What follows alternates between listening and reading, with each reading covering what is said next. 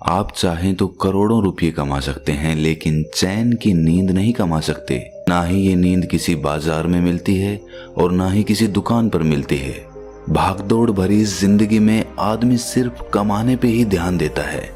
वो खूब पैसा कमाता है, लेकिन वो भूल जाता है कि शरीर के लिए सबसे ज्यादा जरूरी चैन की नींद होती है। अगर आप रात में अच्छी नींद नहीं ले पा रहे हैं तो आपका पूरा दिन थका थका रहेगा, हर काम में आलस्य आएगा और आप किसी भी काम को मन लगाकर नहीं कर पाएंगे। इसीलिए जितना ज्यादा जरूरी पैसा कमाना है, उससे कहीं ज्यादा जरूरी है एक अच्छी नींद के लिए तैयारी करना। जी हाँ, सही सुना आपने, तैयारी।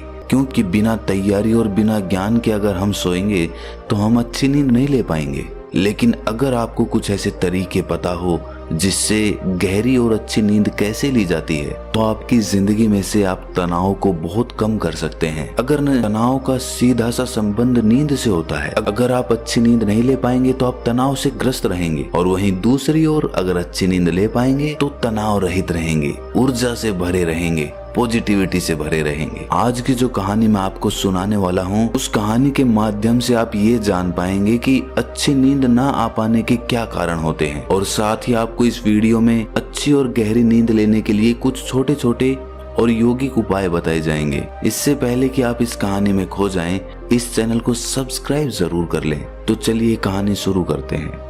एक बार की बात है, एक बहुत बड़ा व्यापारी एक बौद्ध भिक्षु के पास आकर कहता है कि गुरुवर, मैंने अपने जीवन में बहुत धन कमाया, सारी भौतिक सुख संपत्ति मेरे पास है, लेकिन फिर भी मैं रात में चैन की नींद नहीं सो पाता हूँ। इसी वजह से मेरे अंदर तनाव बना रहता है, मैं गुस्से में भी जल्दी आ जाता हूँ और मेरी जिंदगी सही तरीके से नहीं चल पाती। क्या आप नींद के संबंध में मुझे कुछ बता सकते हैं? उस बौद्ध भिक्षु ने कहा कि इस सवाल का जवाब मैं तुम्हें एक कहानी के माध्यम से देता हूँ। ये कहानी महात्मा बुद्ध के बारे में है। महात्मा बुद्ध जब भी रात में सोते थे तो वो एक ही अवस्था में सोते थे, और जिस अवस्था में वो सोते थे उसी अवस्था में पूरी रात सोते रहते थे। वो अक्सर अपने बाईं ओर करवट लेकर सोते थे और रात में सोते वक्त उनके शरीर का कोई भी हिस्सा नहीं हिलता था।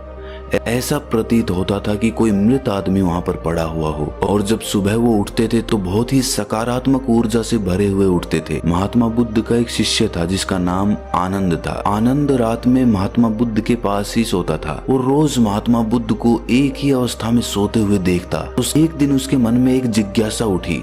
उसके मन में ये सवाल उठा कि महात्मा बुद्ध एक ही अवस्था में पूरी रात कैसे सो सकते हैं? ना तो उनका हाथ हिलता है, ना उनका पैर हिलता है। आखिर इस बात का क्या रहस्य है?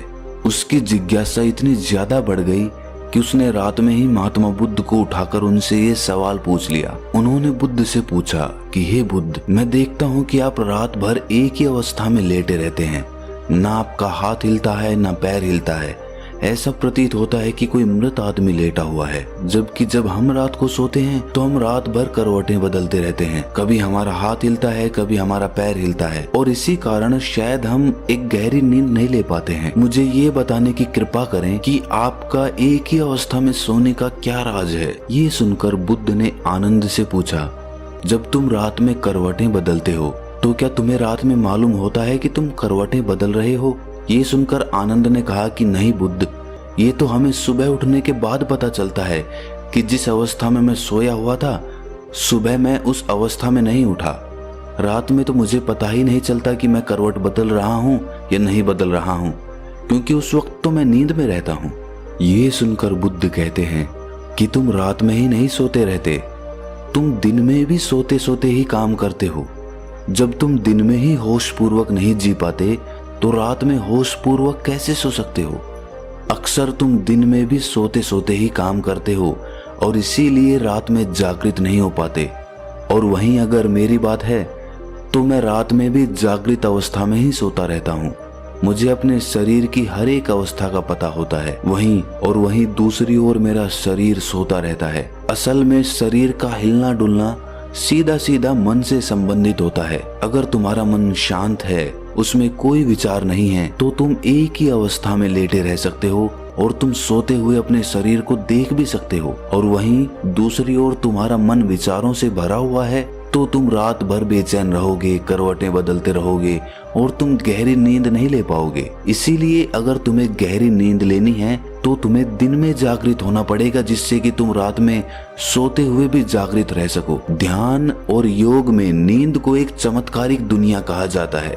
अगर तुम नींद को समझ लेते हो तो यही नींद तुम्हारे लिए ध्यान बन जाएगी, और अगर नहीं समझ पाते तो यही नींद तुम्हें बेचैन कर देगी। इसके बाद वो बौद्ध भिक्षु उस व्यापारी को कहता है कि अगर तुम्हें गहरी नींद लेनी है तो तुम्हें अपने मन की गतिविधियों को समझना होगा। ये सुनकर वो व्यापारी हाथ जोड़कर बोला कि हे गुरुवर, ये बड़ी बड़ी बातें मुझे समझ में नहीं आती हैं। मुझे आप कुछ ऐसे आसान तरीके बता दीजिए जिससे मैं आराम से अच्छी नींद ले पाऊं। ये सुनकर वो बौद्ध भिक्षु कहता है कि गहरी नींद न आने के मुख्य रूप से 7 कारण होते हैं। उस 7 कारण मैं तुम्हें एक एक करके बता रहा हूँ। इसमें से सबसे पहला और सबसे मुख्य कारण है सोने से पहले के विचार।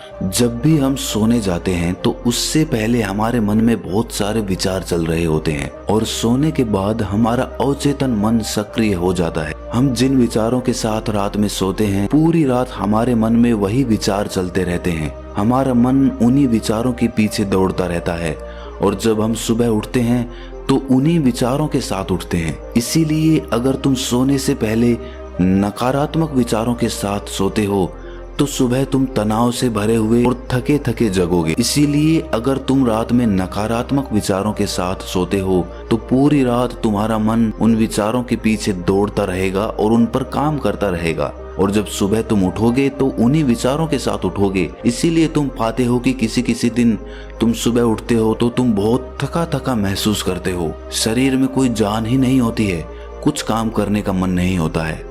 और वहीं अगर रात में तुम सकारात्मक विचारों के साथ सोते हो, पूरी रात तुम्हारा मन उन्हीं सकारात्मक विचारों के पीछे काम करता है, और इसीलिए कभी कभार जब तुम सुबह उठते हो तो तुम ऊर्जा से भरे होते हो, तुम्हारे अंदर एक स्फूर्ति होती है, तुम्हारे अंदर एक ताजगी होती है। और वहीं रात में अगर तुम विचार रहित होकर सोते हो तो पूरी रात तुम शून्यता में सोते रहोगे, और तुम्हारी नींद ही तुम्हारे लिए ध्यान बन जाएगी। इसीलिए हमेशा याद रखो कि सोने से पहले थोड़ी देर के लिए ध्यान कर लो और अपने विचारों को शांत कर लो, जिससे कि तुम्हारी नींद तुम्हारा ध्यान बन जाए। अगर दोस्तों आधुनिक समय की हम बात करें तो आज के समय में बहुत सारे रिलैक्सिंग म्यूजिक इंटरनेट पर उपलब्ध होते हैं। हम सोने से पहले किसी भी रिलैक्सिंग म्यूजिक को लगाकर अच्छी और गहरी नींद ले सकते हैं। इस तरह के रिलैक्सिंग म्यूजिक हमारे मन को शांत कर देते हैं, जिससे कि पूरी रात हमारा मन विचारों से मुक्त रहता है। अच्छी नींद ना पाने का दूसरा मुख्य कारण होता है कि निश्चित समय पर ना सोना। जी हाँ, अक्सर हमारा सोने का समय निश्चित ही नहीं हो पाता। कभी हम देर से सोते हैं, कभी पहले सोते हैं, और कभी दिन में भी सो जाते हैं। और जब हमारा सोने का कोई निश्चित समय नहीं होता है तो हमारा मन भी उसी तरह काम करता है। हमारा मन भी उलझ जाता है और उसे पता ही नहीं चलता कि इसे कब सोना है और कब नहीं सोना है। इसीलिए अगर हम सोने का कोई निश्चित समय निर्धारित कर लें तो हमारे मन में सीधी यही जानकारी जाएगी कि ये समय सोने का समय है, और उसके बाद ये धीरे धीरे मन की आदत बन जाएगी, और वो समय होते ही हम अपने आप गहरी नींद में जाने लग जाएंगे। गहरी नींद न आने का तीसरा मुख्य कारण है बिस्तर पर दूसरे काम करना। जो हमारा शयन कक्ष होता है, यानी सोने का कमरा होता है, वो सोने के लिए ही बना होता है। जिस बिस्तर पर भी हम सोते हैं वो बिस्तर सोने के लिए ही इस्तेमाल किया जाना चाहिए, लेकिन अक्सर उसी बिस्तर पर हम बैठकर भोजन कर लेते हैं, उसी बिस्तर पर बैठकर टीवी देखते हैं, उसी बिस्तर पर बैठकर गप्पे लड़ाते रहते हैं। इससे मन को एक स्पष्ट जानकारी नहीं मिल पाती कि ये बिस्तर किस काम के लिए बना हुआ है। अगर हमारे मन के पास सटीक जानकारी होगी कि ये बिस्तर, ये शयन कक्ष सोने के लिए बना हुआ है, तो उस बिस्तर पर लेटते ही हमें गहरी नींद का अनुभव होने लगेगा। अक्सर बौद्ध भिक्षु सुबह अपना शयन कक्ष छोड़ देते हैं और उसके बाद रात में ही अपने शयन कक्ष में जाते हैं। इसकी वजह से उनके मन के पास सटीक जानकारी होती है कि ये सोने का समय है और ये सोने का कमरा है। गहरी नींद न आने का चौथा मुख्य कारण है गलत तरीके से सोना। अक्सर हमें सोने का सही तरीका पता ही नहीं होता है, इसीलिए कुछ लोग पेट को बिस्तर की तरफ करके सो जाते हैं, जिससे उनके शरीर के अंगों पर एक तनाव बना रहता है। तो सही तरीका क्या होता है सोने का? जब भी आप बिस्तर पर सोते हैं तो सीधे सोएं, आपका चेहरा और आपकी छाती आसमान की तरफ हो। और जिन लोगों को करवट लेकर सोना पसंद है तो वो अपनी बाईं ओर करवट लेकर सो सकते हैं। इससे हमारी रीढ़ की हड्डी सीधी रहती है, जिससे हमारे शरीर के सभी अंग तनाव रहित रहते हैं। सोने के लिए बहुत ज्यादा नरम गद्दे का प्रयोग ना करें, इससे जब आप उस गद्दे पे सोएंगे तो आपकी रीढ़ की हड्डी मुड़ जाएगी, जिससे आपके अंग तनाव में आ सकते हैं। सर के नीचे जो तकिया रखते हैं वो बहुत ऊंचा नहीं होना चाहिए, जिससे हमारी गर्दन बहुत ज्यादा मुड़ जाए। वो हमारे बिस्तर के समानांतर होना चाहिए, जिससे कि बिना तनाव के हम गहरी नींद ले सकें। गहरी नींद न आने का 5वां मुख्य कारण है बहुत अधिक मात्रा में और देर से पचने वाला भोजन खा लेना। बहुत बार हम सही समय पर और सही भोजन नहीं करते हैं। देर रात को सोकर हम बिस्तर पर सो जाते हैं, जिससे हमारे पाचन तंत्र पर बहुत ज्यादा दबाव पड़ता है जब हम कोई मोटा भोजन खाकर रात में सोते हैं। इसीलिए देर से पचने वाला अगर आप भोजन करने वाले हैं तो सोने से तकरीबन 3-4 घंटे पहले ही ऐसा भोजन करें, जिससे कि वो सोने से पहले ही आसानी से पच चुका हो। दोस्त, जो भी शादियां या पार्टियां होती है वो तो रात के समय में ही होती हैं, और उन पार्टियों में अनेक तरह के भोजन मिलते हैं और अक्सर हमारा मुख्य खाना भी रात में ही होता है। दिन में तो हम हल्का फुल्का खाते हैं और रात में ठूस ठूस कर खा लेते हैं, जिससे कि हमारा पाचन तंत्र पूरी रात दबाव में रहता है, पूरी रात वो काम करता रहता है।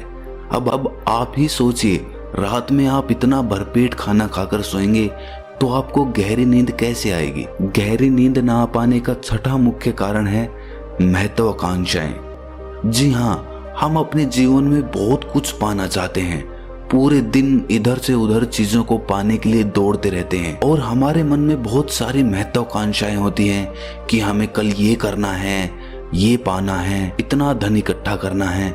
इसी वजह से जब रात में सोते हैं तो हमारा मन उन्हीं महत्वाकांक्षाओं के पीछे, उन्हीं सपनों के पीछे भागता रहता है, जिसकी वजह से हम गहरी नींद नहीं ले पाते हैं। सोने से पहले ये जरूरी है कि आप कुछ मिनट बैठकर ये विचार करें कि आज का मेरा पूरा काम समाप्त हो गया है, अब कोई काम बाकी नहीं रहा, अब सिर्फ सोना बचा है, सिर्फ मुझे सोना है, इसके अलावा कोई काम नहीं बाकी रहा। जब आप ऐसा विचार करते हैं तो आप बिल्कुल खाली होकर बिस्तर में सोते हैं। गहरी नींद ना आ पाने का 7वां मुख्य कारण है नशा। जी हाँ, शुरुआत में कुछ लोग नींद ना आ पाने की वजह से कुछ नशा करने लग जाते हैं, जिससे उन्हें नींद आ पाए। कुछ लोग शराब पीने लग जाते हैं, कुछ लोग मदिरा पान करने लग जाते हैं, कुछ लोग धूम्रपान करने लग जाते हैं।